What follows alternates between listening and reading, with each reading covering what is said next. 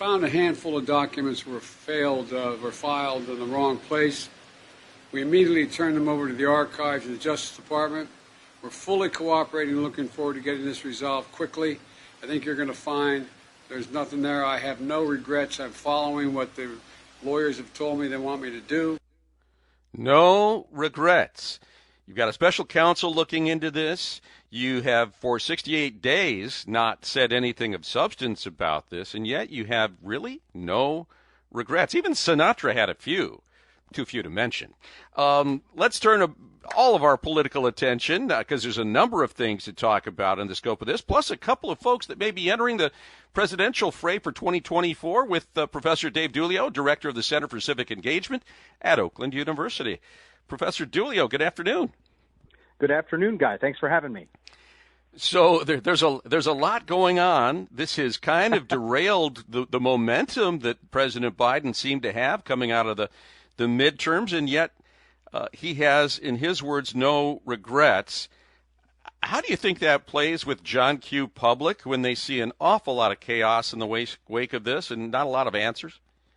Well, I think the Biden administration and the momentum that was maybe building was going to get derailed anyway by investigations that are coming from the new majority of Republicans in the House of Representatives. But this is really an unforced error and one that the Biden administration doesn't need at the moment. And the public is looking at this. It's pretty clear how they see it. We've got polling that shows that almost 2/3 of Americans, 60%, think that Biden handled the classified documents inappropriately, and more than 70% of Americans think that the discovery of these documents is a serious issue. So, I think the posture of no regrets sort of conflicts with how the public sees this.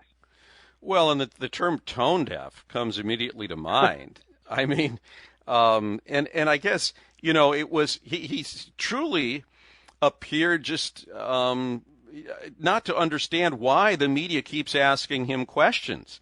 Well, we ask questions because we want to get answers, and the administration isn't providing any. They're not, and it seems like I think it can seem to the public like they're stonewalling, hiding behind the it's an ongoing investigation. We can't comment anymore. And maybe there's something to that, right? You'd have to ask an attorney, but well, I did. Before you were on, I had Matt Schneider on, and I asked him, if you were his in-house counsel, what would you be saying to him? Because, I understand that you can't come out and say, maybe in so many words, we screwed up, but you can say, it appears to be a mistake, and it appears to be an honest one without any kind of malicious intent. He could say that, but he hasn't. So, I mean, on the political side, what should he be saying? Well, I think showing some contrition is probably called for, right? Certainly pivoting away from I didn't do anything wrong. I don't regret any actions we've taken, right? And I think the other factor here, let's be honest about it, right, is the fact that so much time and attention has been spent on documents found at Donald Trump's home. And the reaction that has gotten, I think, I not to say that the Attorney General was making calculated decisions, but, I think it would be hard for the Department of Justice to pass on an independent counsel in the Biden case right, with all that's gone into the Trump case. So, I think that there's, it's got to be talked about in some context, right? Well, and the thing is, here in the media, we obsess about, and in the political arena with all of the partisans on Capitol Hill, who's being treated fairly and whether or not there's right, a double standard between these two presidents and a former vice president. I think that the public looks at this and said, geez, if that was my kid working in the Pentagon and they brought him home, you would have him in jail by now, and all of you that are higher up in the food chain have no accountability. And we've seen that, right? We've seen examples in recent years of folks that have violated the law in terms of classified confidential documents, paying a heavy price. And I think it's fair for the public to ask, Why does it seem like certain cases get handled one way and other cases differently? I don't know if you've seen it, but the New York Post and Semaphore and some of the more conservative-leaning publications have been getting excerpts from former Secretary of State Mike Pompeo's new memoir. And today, really interesting, he says that as America's top diplomat, he raised objections over China's lack of transparency, that there's secrecy about COVID, that they weren't assisting in investigations, not to mention the questions about the origin. And he claims that President Xi appealed directly to President Trump at that time and said, I want you to silence this guy, and that Trump actually did his billing, that he told Pompeo, quote, to shut the hell up about the secrecy in China because it was teeing off President Xi. And he said, I did, but only because I was worried about us getting PPP.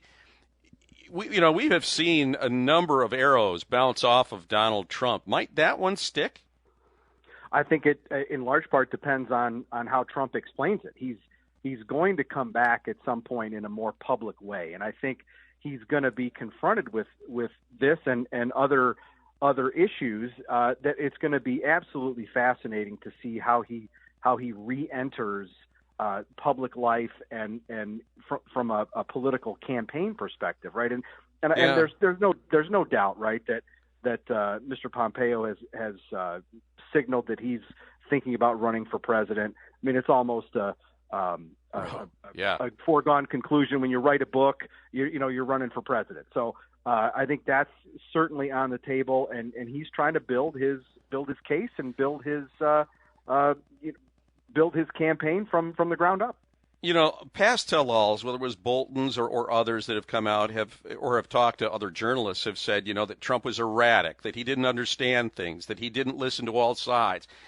This, though, is different because Trump has made his stock in trade is that he was tough on China, tough on President Xi. This paints him as weak, and at least putting a trade deal ahead of the health of the American people or on getting accountability from China. And I think that perhaps could elicit a different kind of wound. Oh, there's no doubt. And I think that, it's going to be, how does he handle this kind of criticism?